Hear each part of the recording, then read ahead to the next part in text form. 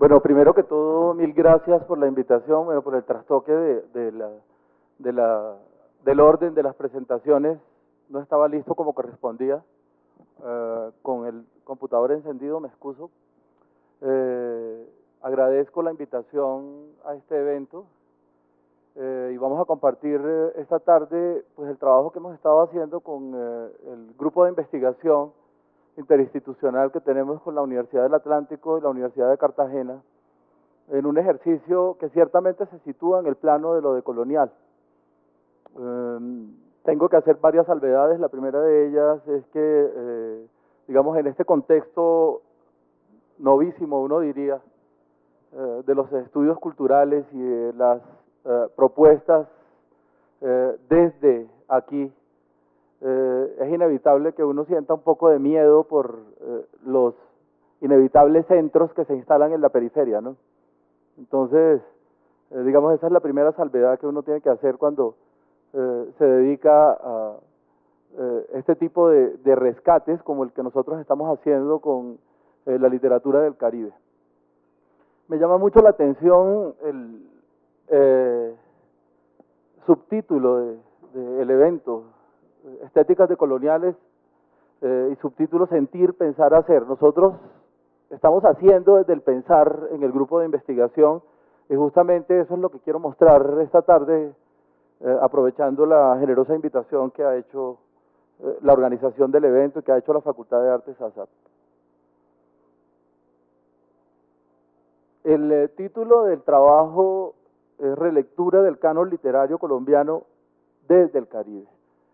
Y ese título ya ubica una serie de problemas fundamentales en torno al tema de los estudios literarios. El primero tiene que ver con, bueno, el lugar que tiene la literatura en el contexto de las artes, de las expresiones estéticas. Ahí tenemos un problema inicial.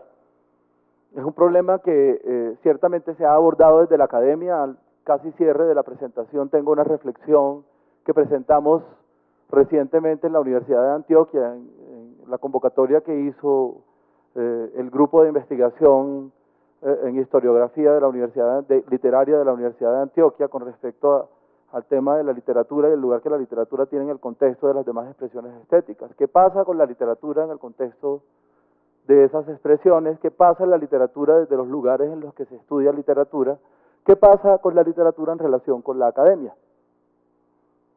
Es recurrente que uno, por ejemplo, escuche en los programas de estudios literarios, en las licenciaturas que tienen cierto acento en el desarrollo del tema literario, que la literatura no se enseña. Y es inevitable el tema de la tensión que existe entre el tema, entre el desarrollo de los programas de literatura y la enseñanza de la literatura.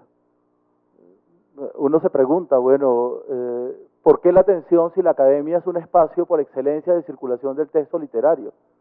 Uno diría que en un medio como el nuestro es el espacio por excelencia de circulación del texto literario. Entonces, los lugares de la tensión, ¿cuáles son los lugares de la tensión? ¿Por qué se dan? Hay un recorrido de la literatura como campo que ha implicado la instalación de un aparataje conceptual y teórico para el estudio de el objeto de trabajo, uno diría, en literatura. Pero ese objeto es indefinible, es pantanoso. Entonces, ¿qué lugar tiene ese aparataje frente a esa volatilidad del objeto? Todas esas preguntas nos asisten cuando investigamos literatura, ¿no? Y nos asisten aún más cuando miramos el tema de la literatura en un contexto como el colombiano, en el que, digamos, la instalación del canon literario se da por principio de autoridad, y no precisamente por principio de autoridad estética, ¿no? Sino por principio de autoridad política, por principio de autoridad militar incluso. ¿Ya? Entonces, ¿cuál es el lugar de la academia frente a la discusión y frente a la revisión del canon? Por eso la ponencia se titula Relectura del canon literario colombiano desde el Caribe, para sintetizar un poco el trabajo que estamos haciendo desde allí. Ahí está mi correo electrónico de contacto por si alguna persona tiene algún interés posterior. Y está el nombre de los grupos de investigación a los que pertenezco. Ahora por política de conciencias la tendencia es que uno pertenezca a uno solo, pero en realidad yo estoy en el Centro de Estudio de Investigaciones Literarias del Caribe, en Ceilica, desde hace 10 años, desde 3 años antes de estar vinculado a la Universidad Distrital, y es un trabajo que no se puede, del que uno no se puede desprender con facilidad, ¿no? Aquí en la universidad hemos fundado el grupo Literatura, Educación y Comunicación con la profesora Miriam Borja y con el profesor Arturo Alonso. Somos solo los tres y estamos trabajando en ese momento sobre el tema de literatura infantil y juvenil, que es el asunto que hemos presentado en la ponencia que les comentaba en la Universidad de Antioquia el mes pasado. Siempre incluyo en mis presentaciones este logo del SPC, que es el Sistema Pictográfico de Comunicaciones, a través del cual personas que no acceden a la palabra logran aproximarse a los demás, ¿no? Estamos hablando del campo de la educación especial, que es un campo bien interesante de revisar y que es un campo que tiene todo que decir en contextos como este, ¿no? Nosotros estamos trabajando en el grupo de investigación 5 líneas, básicamente. Y esas líneas tienen como finalidad proponer una relectura crítica del canon literario colombiano. La tendencia de los estudios literarios en Colombia prácticamente se ha bifurcado. Por solo citar el caso de Bogotá, por ejemplo. En el caso de universidades que se dedican a el estudio de la literatura en sentido estricto, uno diría como la Universidad de los Andes, la Universidad Javeriana y la Universidad Nacional, uno encuentra que hay 2 tendencias.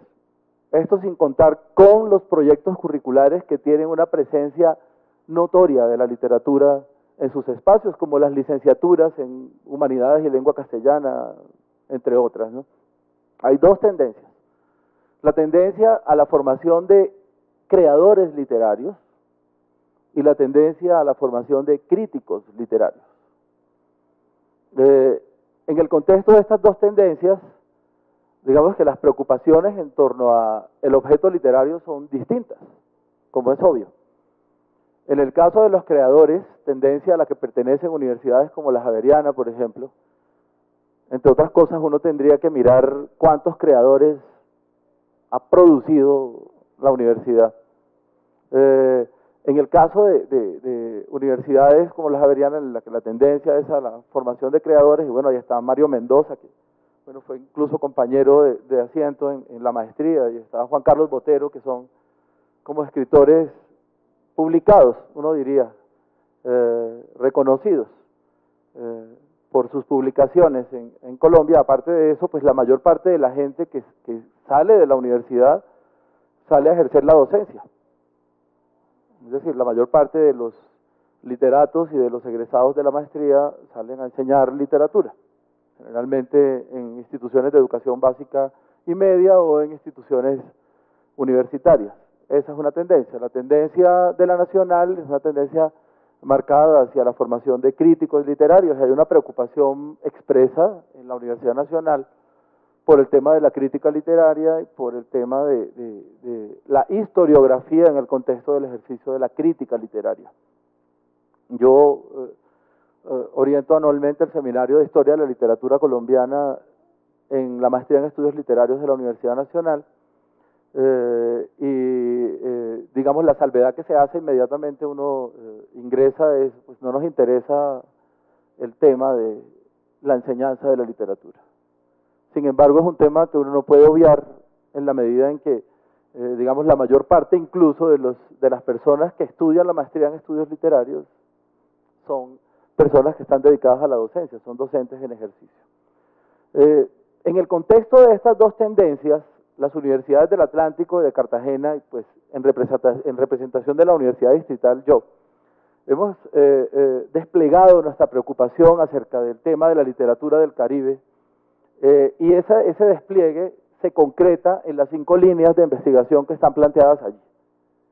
Lírica del Caribe continental e insular, en la que la preocupación se centra en las poéticas de los escritores hispanos y no hispanos del Caribe continental e insular. El quien me antecedió hablaba, por ejemplo, de la relevancia de Haití, la relevancia simbólica de Haití en el contexto, por ejemplo, de la constitución identitaria de América Latina, y digamos, esta relevancia está en la literatura también, y está en el centro de las preocupaciones de las investigaciones que hemos estado realizando nosotros. Es decir, no se trata solamente de la escritura en castellano de los caribeños, sino de la escritura que procede de las lenguas creol, incluso esa tradición oral bien cimentada que tenemos, que es prácticamente invisible para nosotros, que es el patuá en San Andrés, ¿no? Sin contar con el papiamento de Aruba, ¿no? El segundo eje de interés nuestro es narrativa del Caribe hispánico y no hispánico. Otra vez el mismo tema, ¿no? Es decir, ¿qué pasa con las concepciones que circulan desde esas otras lenguas que implican una mistura enorme y que además de implicar una mistura enorme representan, digamos, como la fusión verdadera de esa diversidad de la que tanto nosotros hablamos, pero en la que nos cuesta tanto trabajo situarnos, ¿no? Desde espacios como esta ciudad, por ejemplo, y como esta universidad, hablamos mucho de la diversidad, pero es decir, yo no encuentro lugares en los que esa diversidad realmente tenga lugar y tenga reconocimiento. Tengo dificultades para detectarlos. De pronto es un problema mío, ¿no? El tercer eje es etnoliteratura del Caribe. La preocupación allí se centra en literaturas vernáculas del Caribe, de las comunidades indígenas, negras y mestizas relacionadas con las creaciones culturales populares. Todo esto en relación con, por ejemplo, trabajos muy serios que ya se han hecho en el grupo de investigación en torno a etnoliteratura wayú, trabajos que han hecho Yolanda Rodríguez y Gabriel Alberto Ferrer Ruiz de la Universidad del Atlántico, ¿no? Sobre un tema que es realmente apasionante y que ha permitido la visibilización de la comunidad wayú en este plano, ¿no? El cuarto, el Caribe en el ensayo, con la consiguiente preocupación, las producciones ensayísticas literarias de los autores del Caribe, el acceso al pensamiento estético e ideológico de los escritores caribeños. Y finalmente, historiografía de la literatura del Caribe, con la sencilla pretensión de establecer unos trazados múltiples y diversos de las líneas historiográficas de la literatura del Caribe, ¿no? Ahora, el principal problema de los estudios literarios, en nuestra opinión, está en la ausencia de las obras. Es decir, nosotros ¿cómo vamos a hablar de una relectura del canon si no tenemos las obras? ¿Cómo estudiamos la literatura si las obras no existen? Entonces, la tarea inicial a la que el grupo se ha dado precisamente es esa. Bueno, hay que levantar el corpus. Es el primer ejercicio que hay que hacer para poder investigar sobre literatura, y en ese levantamiento del corpus ha sido fundamental la publicación que nosotros tenemos y que va a cumplió ya 5 años, Cuadernos de Literatura del Caribe e Hispanoamérica. Tengo que contar la anécdota porque esa siempre la cuento. Este primer número, que es un monográfico dedicado a Héctor Rojas Erazo completamente, lo financiamos los miembros del grupo de nuestro bolsillo, porque en este país toca como los boxeadores, ¿no? Primero hay que ganar la pelea y luego cuando tenemos el primer título, entonces ahí sí conseguimos financiación. Entonces todavía en ese momento en la universidad no estaba en boga el asunto de los indicadores de conciencias y de la indexación y todo ese rollo, así que nosotros lo que hicimos fue financiar la publicación del monográfico de Héctor Rojas Erazo de nuestra plata y lo mostramos en la universidad y bueno, muy bien, así que empezamos a gestionar la financiación de la revista. Vamos en el número 10 ya, es decir, estamos sacando 2 ejemplares monográficos por año. La siguiente carátula es la del último número, que es 2009-2, el último semestre del año pasado, que fue dedicada completamente a Giovanni Quesep, pero los otros números monográficos están, ya se los muestro.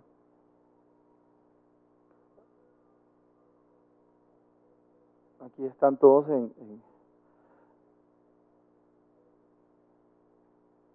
línea. El primero fue dedicado a Héctor Rojas Erazo, el segundo a Fanny Buitrago. Fanny Buitrago es la escritora más prolija que tiene este país, y desconocida por mucha gente. Hay que leer de Fanny, por ejemplo, Bello Animal, que está traducida al italiano, está traducida al francés y que aquí mucha gente ni siquiera conoce. El monográfico de Fanny lo lanzamos en Barranquilla con presencia de la autora y fue un acto muy emocionante porque, es decir, por eso me llamaba mucho la atención el subtítulo del evento, hacer, es decir, es desde los hechos que uno puede decir, bueno, estamos realmente haciendo una contribución a los estudios de literatura en Colombia y no estamos haciendo de la revisión del canon una abstracción, estamos evidenciando que es indispensable hacer una revisión del canon. Y esa evidencia se hace desde la seriedad de la crítica literaria en tanto que creación literaria y se hace desde la recopilación y desde la edición de las obras. Es decir, cosas concretas, ¿no? Cosas concretas para liberar un poco de la abstracción a la creación, que eso también se necesita porque los sistemas existen, ¿no? Y hay que aprender a dialogar con ellos. Luego, poéticas e identidad en la poesía del Caribe colombiano del siglo XX, tuvimos la fortuna de contar, creo que fue el último acto en el que Meira del Mar estuvo en presencia en Cartagena.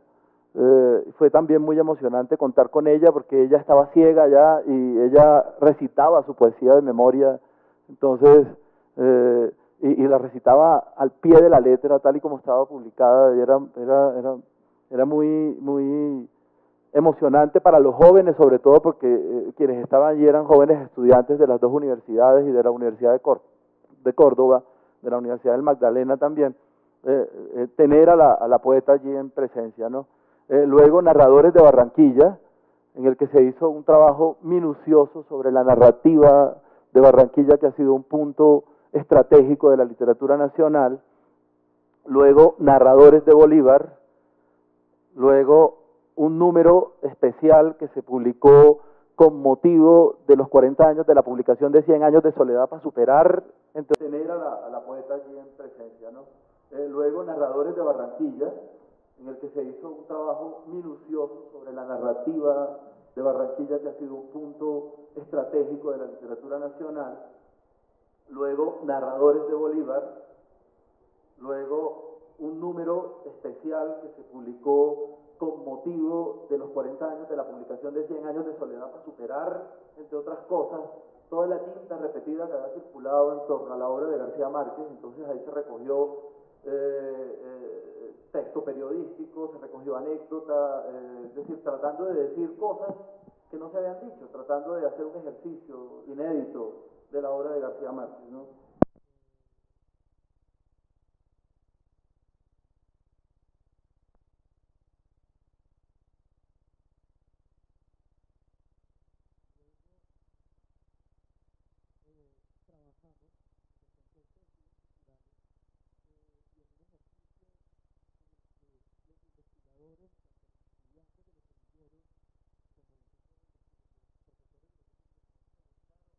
De Cartagena, representaciones, espacio y poder en Cartagena y el Caribe. Se trabajó, por ejemplo, el tema de la narración oral en los parques de Cartagena, el tema de la fotografía y otras representaciones, estableciendo necesarios puentes entre el texto literario y las otras expresiones estéticas que dialogan con él y que se insertan en él, ¿no?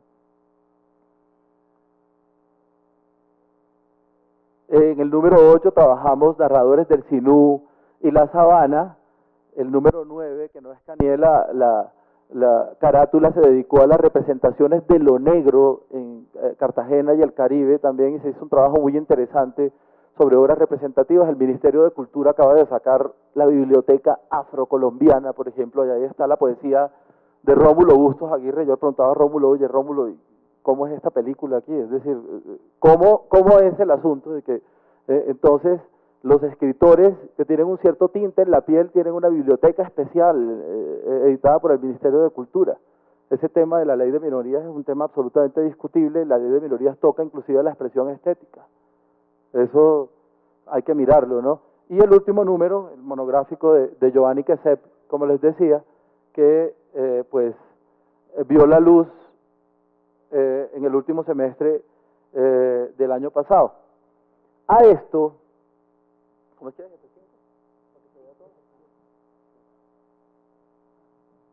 Esperen que ya me perdí de dónde estaba. Bueno, ahí está. El monográfico de la revista está complementado, como les decía, con la recopilación física de las obras, diciendo y haciendo. Ahora, esto ha requerido el lobby que ustedes ni siquiera se imaginan. Y pues un lobby que contó con la anuencia de la Secretaría de Cultura de Cartagena y con auspicios del Ministerio de Cultura. Nosotros garantizamos la edición de esta colección, que es una colección que se llama El Reino Errante, que se llama así en honor a Jorge García Busta, que fue uno de los principales impulsores del movimiento cultural en Cartagena y en el Caribe. El primer ejemplar de la colección, El Reino Errante, precisamente fue dedicado a Jorge García Busta, a su poética, y se titula El Fuego que Perdura. Y la colección está planificada para publicar 70 títulos de la literatura del Caribe. Se editan 2.000 ejemplares de cada título que publicamos y se distribuyen de manera gratuita en las escuelas, en Cartagena y en el Caribe, en todas las bibliotecas, en los fondos obligatorios, rescatando obras literarias que tienen la siguiente estructura. Es decir, cada una de las ediciones de la colección, El Reino Errante, está precedida por una juiciosa crítica de la pieza. Y el encargado hace un rastreo minucioso también de los referentes bibliográficos que aparecen al final de cada uno de los ejemplares. De este modo se entrega, digamos, una obra que es susceptible de ser releída y de ser incorporada a las visiones canónicas que tienen muchas curiosidades. Por ejemplo, la novela de Alberto Sierra Velázquez, Dos o Tres Inviernos, es una novela de la década del 60, y es una novela que, en nuestra opinión, y desde la perspectiva de los estudios críticos que hemos hecho, instala la novela urbana en Colombia. Es un común acuerdo en Colombia que la novela urbana en Colombia comienza con Sin Remedio, de Caballero. ¿Qué es lo que ha sido excluido del canon? ¿Quién ha definido qué es lo estéticamente correcto en literatura? ¿Qué es lo estéticamente válido en literatura? ¿Qué es lo publicable en literatura? Por ejemplo, uno se preguntaría eso hoy cuando los criterios de publicación están relacionados estrechamente con el tema de las industrias culturales y del libro como objeto que se vende, ¿no? Con escritores que se sientan en la Librería Nacional de Unicentro a firmar el autógrafo, a una fila de personas que está comprando el texto. ¿Cómo se establece esa relación allí? Es decir, ¿cuáles son los criterios a partir de los cuales las editoriales están publicando hoy? Luego publicamos a Luis Carlos López, pues yo no tengo escaneados todos los títulos, pero digamos algunos de los más representativos, por ejemplo, Pedro Blas Julio Romero, invisibilizado completamente y uno de los más notorios poetas cartageneros, y evidentemente Candelario Beso. Candelario es la tercera edición de Cantos Populares de mi Tierra que hay. No se consigue la primera edición que publicó el Banco Popular, por ejemplo, o se consigue en las ferias del Parque Santander y uno a veces pasa por encima de ella y no sabe de la relevancia de esa obra, ¿no? Entonces, digamos que la respuesta del grupo de investigación al tema de la relectura del canon es una respuesta que se sitúa en principio, como corresponde, en la generación del corpus necesario para que realmente se pueda hacer esa relectura, porque de lo contrario ella no sería posible. Ahora, se toma posición desde Cuadernos de Literatura del Caribe y Hispanoamérica y se complementa esa toma de posición con el rescate de estas obras y con su edición y con su difusión. De esa manera, digamos que se responde en el contexto de estas perspectivas decoloniales, digamos, a la reconfiguración de un pensamiento desde aquí. Es decir, por supuesto, sin negar las tradiciones teóricas. Es decir, la negación de las tradiciones teóricas es como mínimo una estupidez, ¿ya? Es decir, ese reconocimiento de las tradiciones teóricas tiene que hacerse desde una perspectiva crítica. De hecho, esas tradiciones teóricas son las que nos han constituido de alguna manera. Y esa constitución de las tradiciones teóricas en nosotros genera una serie de prejuicios que nosotros tenemos incluso en el inconsciente. Las dinámicas de la academia, incluso de la academia que se encarga del desarrollo de lo estético, están plagadas de esos prejuicios. Y a uno le cuesta trabajo reconocerlo. Pues nosotros, los que estamos acá presentes, estamos en el rollo y creo que sabemos a lo que nos referimos, sabemos todo lo que cuesta subsistir en artes, por ejemplo, una universidad como la Distrital. Toda la pelea que cuesta eso, ¿no? Entonces, el asunto del grupo está planteado ahí. Antes de las gracias del SPC, el resumen que yo les había anunciado con respecto a la postura sobre canon y academia, que sintetiza un poco la ponencia que nosotros presentábamos en la Universidad de Antioquia. Dicho sea de paso, la Universidad de Antioquia está haciendo un ejercicio similar al que estamos haciendo desde CEILICA y desde Literatura, Educación y Comunicación, con prensa. Es decir, y ellos están haciendo un estudio cuantitativo. Están haciendo un estudio, y así lo titulan, estudio cuantitativo de las publicaciones en relación con crítica literaria y con literatura, en busca digamos, proporcionarle a los investigadores la posibilidad de releer el canon. En Bucaramanga, en el Congreso Nacional de Lingüística, Literatura y Semiótica, Olga Vallejo presentaba la ponencia junto con Samuel Bedoya, y yo les decía cuando intervine al final, yo saludo que ustedes se atrevan a colocar esa palabra en el contexto de una investigación sobre literatura, ¿no? Porque a la gente le causa repelús esa palabra. Y ese estudio cuantitativo lo que está haciendo es generar el corpus sobre el que podemos ir a lo cualitativo, porque la prensa ha sido el lugar de circulación de buena parte, no solamente de la crítica literaria, sino de los textos literarios. Y ellos están haciendo un trabajo de compilación no solo riguroso, sino muy importante, que va a servir como referente y que además piensa vincular a las regiones, ¿no? Porque la idea es vincular a las regiones a esto. Entonces luego en el evento de Medellín planteábamos nosotros, el texto lo escribimos conjuntamente con Miriam y con Arturo, mis compañeros del Grupo de Investigación de Literatura, Educación y Comunicación, acerca de canon y academia, y con eso cierro. Ahora bien, si se trata de asumir postura frente al tema de la enseñanza de la literatura y el lugar de la academia en la revisión y recomposición del canon de la literatura nacional, y claramente no es posible sustraerse a este debate, sobre todo teniendo en cuenta que la academia es uno de los espacios por excelencia de creación y circulación del texto literario, hay que señalar que más que una didáctica de la oralidad y de la escritura, este proceso debe entenderse como una pedagogía de la imaginación y de la poética, dado que el lenguaje las configura a medida que genera las formas de la realidad en que se halla inmersa la conciencia, en tanto permite inventar otras formas nuevas, inéditas, reinventar las ya existentes y multiplicar los territorios que determinan el campo de la inteligencia humana. Todos sabemos el triste destino que ha tenido tradicionalmente la literatura en la escuela colombiana y en la universidad colombiana, ¿no? La literatura como objeto de la didáctica, ¿no? Le compete a la academia volver a mirar la literatura, por lo menos en la licenciatura que estoy coordinando actualmente, el área de literatura tiene un acento particular en la creación literaria, sin dejar de lado, como decía yo, el recorrido teórico del campo, y esa es una manera de no solamente, no me gusta tanto la palabra, pero no encuentro otra hora para decir, sensibilizar al sujeto frente al hecho literario, sino de convertirlo en un posible mediador de lo literario en la escuela, ¿no? Porque por lo menos desde lo que nosotros estamos haciendo en educación artística, pues ese es el lugar que tienen los profesionales. Ahora sí, el SPC. Mil gracias.